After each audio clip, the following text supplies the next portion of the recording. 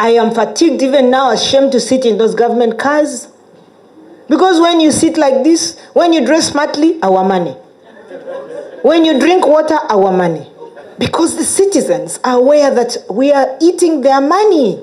I want to say that let the whole country rise up, and civil society, our eyes on you, because you have nothing to lose. Nobody is voting for you.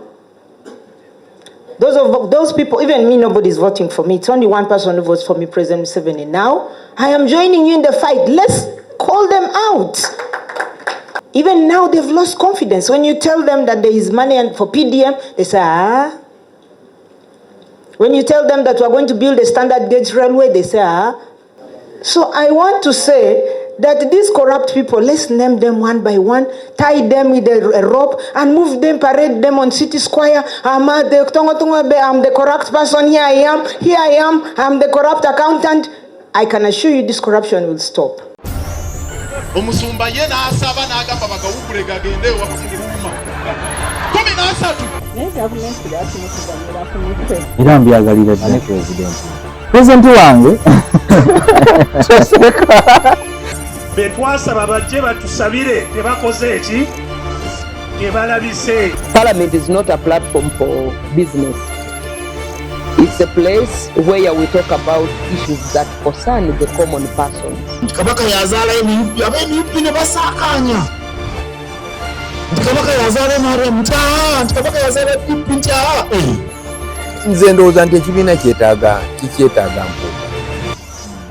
Basala kunyonyola nedda sente zo zifuna. Sente nzirinze. Abamutuufu okukayana ng'awulidde waliwo emiliyoni 5 ezitategeerekeka. I had never seen them made into beggars. Senior citizen begging on their soldier.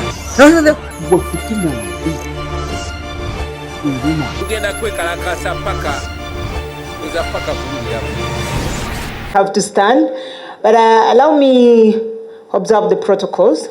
The country rep of UNICEF, the Minister of Finance Emeritus, my brother-in-law or father-in-law Jachano Mach, the Permanent Secretary and Secretary to Treasury Ramadan Gobi, all the government officials, all the different government heads of institutions present, the head of civil society organizations, teachers, members of the media fraternity, ladies and gentlemen, good afternoon. It's very exciting to be the one to launch the budget survey report or the national budget month for the financial year 2024-2025. But before I read the formal speech of Honorable Matiaka Saija, allow me extend greetings from him. He's not in the country, and he has given me the privilege, which is an uphill task, to actually hold fort for the last 7 days now, and I still have additional 5 days to be holding the fort of Minister of Finance, Planning and Economic Development. I arrived in Ministry of Finance in 2016, and when I arrived there, my focus was on revenue mobilization, and for a long time, I kept on avoiding being delegated the responsibility of Minister of Finance, because that responsibility entails revenue expense. And I do not like to focus on expenditure side. My passion is in revenue mobilization, and that's why you've been seeing me in industrial parks, making sure that Ugandans become wealthy. And that has been my business. But I want to tell you, it has not been funny or fun. I told the minister yesterday that please come back quickly to take your docket, otherwise I will become unpopular, because I am stopping travel abroad, because I think the minister is like a clearinghouse for travel abroad. And I didn't like that. I feel it's unnecessary expenditure. And I actually picked my phone and called the PSST, and I'm like, PS, why don't you make these people just sit on a TV or on the internet and just attend the conferences like that? And PS told me some of them are very necessary, so you just select the ones which are very important, and others tell them to stay. I will stand with you. So PS, I thank you for that. And I want to congratulate the PS for one thing. I also thought that he has the right attitude, because when I arrived in finance, I saw a lot of supplementary. Every time there's supplementary budget. But the permanent secretary, I walked in his office, he showed me a big safe, which is like 3 different or 5 levels. And he opened like this and said, all these are supplementary requests from different MDAs and ministry and departments. I have locked them here. They should wait for the next budget. So PS, thank you for helping our country, that we have to plan well. And now to the issues here. Civil society, I want to start with you before I read Honorable Matia's speech. I felt like you're glozing or romancing with corruption. You started talking about it, but you're very kind. You're saying permanent secretary. I don't know whom you are fearing. Please fear nobody. I want to ask the civil society, because you're the one going to save us. For me, who is an ardent supporter of NRM, I am embarrassed with what is happening in the country. The corruption is making us to be very unpopular. We are tired. I am fatigued even now, ashamed to sit in those government cars. Because when you sit like this, when you dress smartly, our money. When you drink water, our money. I mean, because the citizens are aware that we are eating their money. They are tired. They're about to stone us. And PSST, before you officially got appointed as the Secretary of Treasury, you made this statement about the people who build long, high wall fences at the neighborhood of the poor people. PS, I want to tell you, when I arrived in finance, I chose the path of fighting corruption. And I started fighting vehemently. And perhaps that's the reason why my brother is now trying to check the neighborhood before he says, this corruption must stop. Because I was very bold and shouting, the corruption must stop, and naming and shaming. I want to tell you, I was leprosy days, where the lepers were hung the bell on their neck. So every time I was coming, you'll see people talking, but all of a sudden they just go mute, because Anite has arrived. Because they know she will actually say it out. Then I didn't know that friends, relatives, that the corrupt are so connected that they will hate you as a group. That even your friends will hate you. And you lose friends because you have really said something about corruption.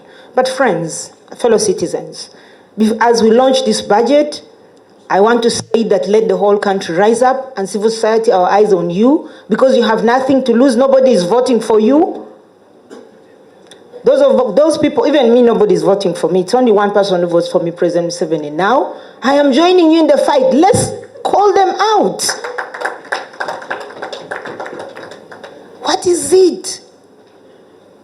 When I was growing up, the wrongdoers, the wizards, and the Honorable Jachano Mat should know this. They used to call them tongo tongo, the people who get things and throw on your back. In my local language, they call them tongo tongo because they make your back to, you would get like as if it's malaria, but if they inject you with malarious treatment, you actually would die. But that is like bewitching you. I remember then, government would make sure that those people are collected in the village, and then they would tie their hands using a rope, and they would parade them in the whole village, and they would be singing, Amatongo tongo ebe, amoso, moso, moso, that we are wizards, we are witchcraft, we are killing people, here we are. And everyone would run away from them.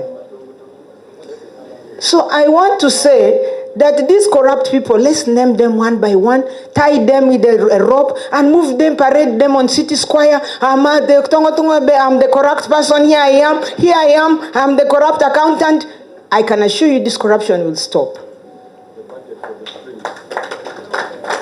No need for the strings, because I'm told recently there was budget for chasing a web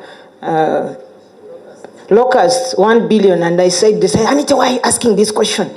You keep quiet. I mean, but the truth is, Permanent Secretary, you've done your part, budgeted very well. The challenge now will come at the implementation stage. And as we're doing the implementation, I was actually discussing with a country rep of UNICEF. I was telling him, okay, you've given us the transparency score. And you say we are ranging at 59% on transparency, meaning that we are actually uploading and giving all the information. How are we faring on the corruption front? Because in East Africa, we are number one on corruption, on the transparency. How about the corruption front? So he told me, no, that's a different body. I think I would have to find out. So PS, my question to this room here is, who is responsible for the corruption scorecard? Because we need to give it. And I want to tell you, as I conclude my remarks, and the PS said we should focus on the positive things. I mean, now am I going to talk about positive things when I am about to be lynched? Everyone is saying, our money, our money, our money. Even now, they've lost confidence. When you tell them that there is money for PDM, they say, ah. When you tell them that we're going to build a standard gauge railway, they say, ah. They've lost confidence. But I want to tell you, don't lose all the hope. There is a message of hope. But as we do that, let's have a two-pronged approach. Let's fight the corruption, all of us. And I want to tell you where to start fighting the corruption. The accounting officers of all the ministries, departments, and agencies, they are the ones who are actually dispensing the money. If you're an accounting officer in this room and I can see you, please put up your hand. Because we want to see you, because the budget says we are sending the money to you. Can you see? They're not putting up the hand, peers. Accounting officers, there is one. You see? There is the one of finance, there's another one here. These are the people. When we announce the budget, the money doesn't stay with him. The money doesn't stay in the treasury. It is sent to these accounting officers. So I want to ask the civil society, first list all the name of accounting officers, plus the amount of money going to them, then start checking them one by one. Who has spent what and where has it gone for? That is transparency, that is accountability, and that is going to fight and reduce corruption. The public participation, this is where Uganda did much, very, very low. Media, I think, take this quite seriously. The outward budget survey assesses the formal opportunities offered by the public for meaningful participation in the different stages of the budget process. It examines the practices of the central government's expenditure, the legislature, and the Auditor Generals and its other institutions. Again, using 18 equally weighted indicators aligned with the Global Initiative for Fiscal Transparency Principles or Public Participation on Fiscal Policies, and scores each country on a scale of 0 to 100. Now, in the case of Uganda, this one I'm telling it to you only, don't let your neighbor hear. It's just for you only. Uganda, as a public participating, scored 15 out of 100. Don't let your neighbor hear. Which puts us in the least category, which is few, the least category. So it has been a decline. Last year, at least, we had gone up to 31%. Now imagine dropping from 31% to 15%. How can you allow the whole population? Yes. But on a more positive way, the global average is 15%. So, Honorable Minister, there is a lot to be done. Because the role, like you've seen, of the press, the media, is important. So we are calling upon Ugandans through your office to ensure that the participation of the public in the budget process is enhanced. If it could come to at least 61%, we would really be very appreciative. And so, to the extent that we request that to engage any civil society organization or a member of the public who wishes to participate. And if you are going to talk hard things, please don't apologize. They must be talked. If you are going to talk about corruption, so be it. Talk about them. if you are going to talk about the fact that the children are not being given much, as Dr. Munir has said, so say it. Number two, active engagement with vulnerable and underrepresented communities, directly or through civil society organizations representing them. Number three, Uganda's parliament should prioritize the following actions. One, allow members of the public or civil society organization to testify during the hearings on the budget proposals prior to its approval. Call them to the committees and engage them. Two, allow members of the public or civil society organization to testify during its hearings on the audit report. And in most cases, when they are handling audit reports, the public is not brought on board. Number three, Uganda's Office of the Auditor General has established mechanisms for the public to assist in developing its audit program. It should prioritize the following action to improve public participation in the budget process. Establish a formal mechanism for the public to contribute to relevant audit investigations. And finally, Honorable Minister, I have used 7 minutes. I'm still left with 3. While Uganda, these are now overall comments, while Uganda is among the best in East Africa at the global scene, we really need to improve, mostly especially in terms of public participation, which was at 15%. Two, moreover, that is where citizens fall most. We need to ensure that in subsequent surveys, we do better than weak, and preferably for all in the adequate category, if we can move there, because on average of 47 still remains in limited, but if we could go to 61, 62, so that we go to a better. Then three, we thank government for the openness and availability to openly avail information that ultimately resulted in this report. And of course, as my friend was saying, it used to be, before I think, Honourable Minister, you were born, effective midnight tonight, the price of paraffin has gone up 1,000%. You are not consulted, and most of the people at that time were using these cardomas. But effective midnight, nobody is consulted. And it was worst with the revenue side. And I think, Honourable Minister, there is need to consult the public more on the revenue side. We are consulting very well on the expenditure side, but on the revenue side, and I'm happy that the Commissioner General of URA is here, there is need for more consultation so that we widen the tax base. When we consult, and if there are people who are evading, these are the same people who will tell you these are the people who are evading. We are going to attack them ourselves on their behalf. So as UDN, Uganda Debt Network, we are very happy to have been selected to champion this research over the years, and we are glad to have seen all the journey through and how far we have now come. And as you launch these two, Honourable Minister, we thank you for the good work we are doing. We thank you for taking Uganda to the state of middle income status, the lower, and I'm sure we can even move further. And we hope that you will give us the correct figures after the national population census has come out, so that whether you're going to rebase or you're going to do what, we are aware of the actual figures. With these few remarks, I thank you for honoring this with your presence, and I thank all of you for fully participating. May God bless you all. We want also to continue prioritizing peace and security, because that's the cornerstone of all other things we want to do. Number three is the construction of the standard gauge railway, as well as the meter gauge railway revamp.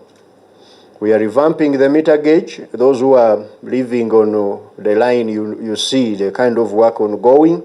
We are continuing and finalizing it, including now the Tororo Gulu section.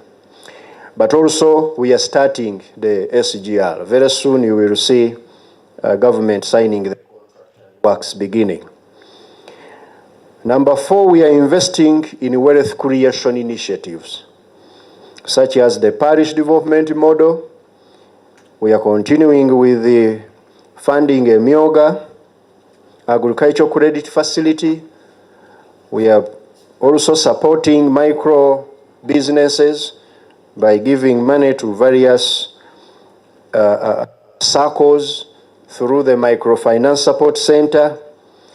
We are also continuing with the youth support projects, which are implemented particularly by putting in place the industrial hubs being built by the State House, among other wealth creation initiatives. This coming year, actually, we are also supporting large commercial farmers so that they are able to produce at a relatively higher level.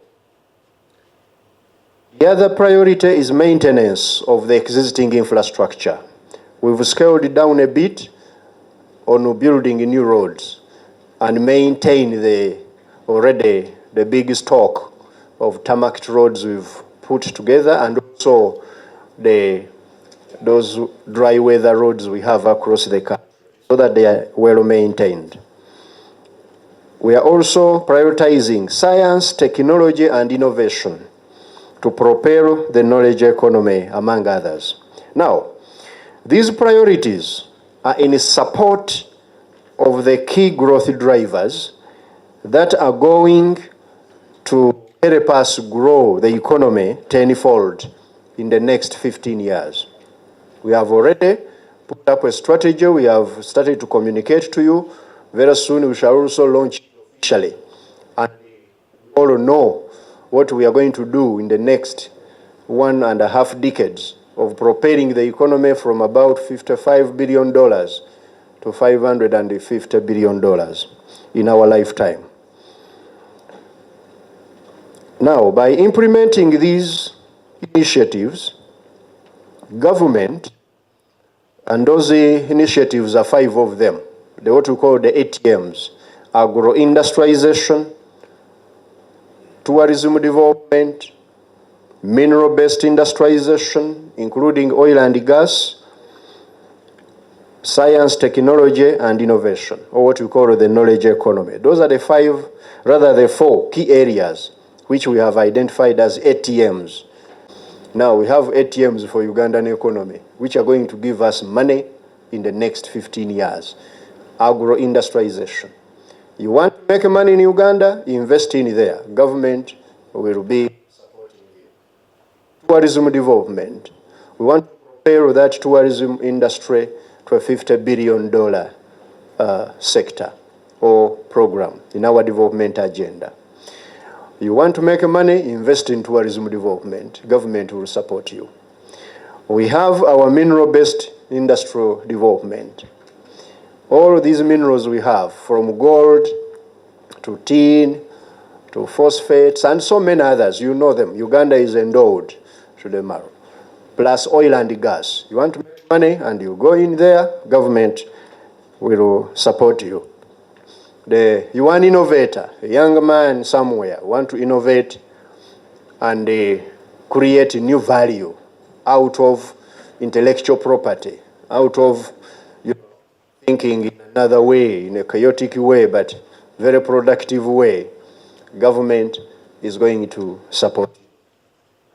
By implementing these initiatives, we will continue to focus on increasing revenue collection. Revenue collection is key.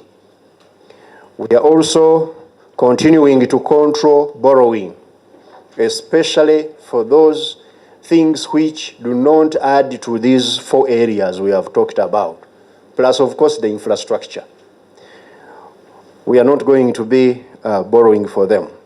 We are going to ensure more efficiency and effectiveness in use of the limited resources we have, controlling government spending in areas. We are doing this, although we don't, in the government, over talk about certain issues. I hear a lot of complaints on how some of the government entities spend money. I want to assure you that every revenue that is collected from Ugandans is going to be accounted for going forward.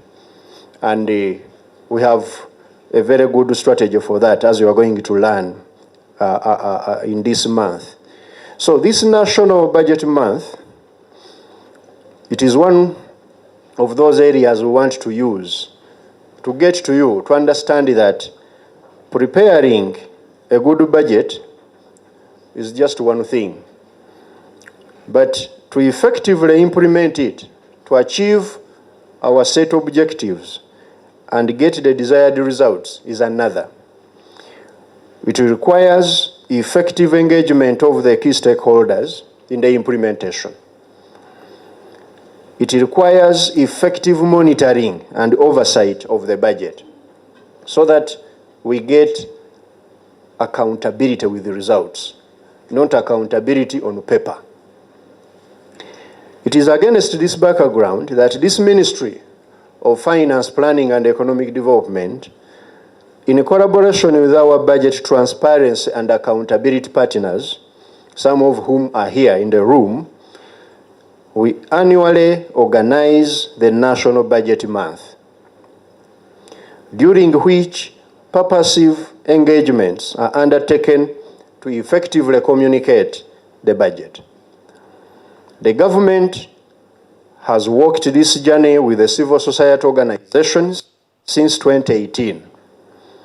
During the budget month, together with our partners, we are going to take this budget to the people of Uganda, you the people of Uganda, to know what is in this budget. And in that, we are going to do the following. Number one, provide full disclosure of the budget content. What is in the budget? Fully disclosed to everybody. The budget is a public, document. Some of this information is buried in so much detail. The team at my ministry, working with our partners, civil society, and civil society, they are always nosy, and they want to go and look for those things which perhaps the naked eye may not look at. I'm very happy that we are working together to have this full disclosure. Number two, explain in simple language what the budget entails, so that all Ugandans understand the budget in your language. In Uganda, the Baganda will go to all radios and the town halls to ensure that they explain this. In Luo, all the Arus will go and explain this. Those who are in Chigezi, I have so many Bachiga, will come and explain in Nyachitara what this budget is all about. In Iteso, my deputy is around. We will come and speak all of the to ensure that the people of Uganda understand the budget in the language. In West Nile, I can't forget. Otherwise, I might cause problems. We are coming everywhere in Uganda, all corners, in the language we understand. Number three, to account to the people of Uganda about our earlier commitments. Government is going to ensure that all of those promises and commitments government made in the past budget are accounted for. This is what we've done. We promised this is what we've done. That is the only way we are going to have John to go and collect tax when the people of Uganda know where their tax is going. And I want to tell you, we shall account for every penny, because we have the numbers and also the results on the ground. We need also to obtain feedback from the citizens. What do you think about this budget? So that we can inform future budgets and policies. The budget shouldn't be a ritual. It should be a dynamic initiative where the citizens must contribute. Where you see that we need to change something, now the budget must give us that feedback. So the above initiatives have enabled government in the past to interact with the citizens on the budget-related matters and to improve budget transparency. Uganda's budget is fully open